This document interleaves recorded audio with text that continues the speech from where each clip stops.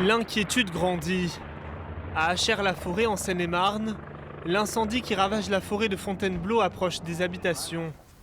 Cet homme a été évacué la nuit dernière, mais grâce à ses caméras, il peut surveiller l'état de sa maison. J'en ai une sur l'avant, une sur l'arrière. Donc franchement, ça ne sert pas à grand-chose en termes de sécurité. Pour une fois, ça a au moins le mérite, quand on ne peut plus rentrer chez soi, de voir s'il y a la fumée, s'il y a toujours une maison, si ça brûle. Voilà. Donc là, on voit qu'il n'y a ni l'un ni l'autre, il n'y a pas de fumée. Les près de 900 riverains évacués sont accueillis dans un centre ouvert par la mairie. Ils ont dû emporter l'essentiel en urgence.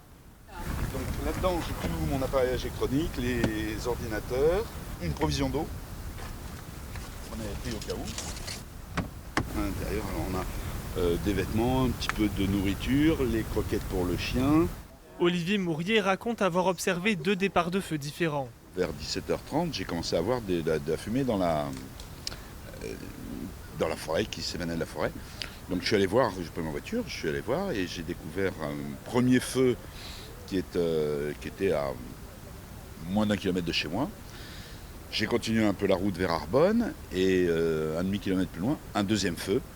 Des départs de feu différents hier et un nouveau départ détecté ce lundi. La préfecture penche pour l'hypothèse d'incendie volontaire.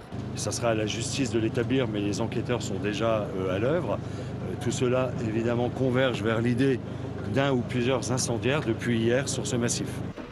800 pompiers, 2 Canadair, 2 bombardiers d'eau et 3 hélicoptères sont mobilisés. Des moyens exceptionnels, mais la lutte est difficile. Les conditions météo sont défavorables avec un vent fort et des températures élevées.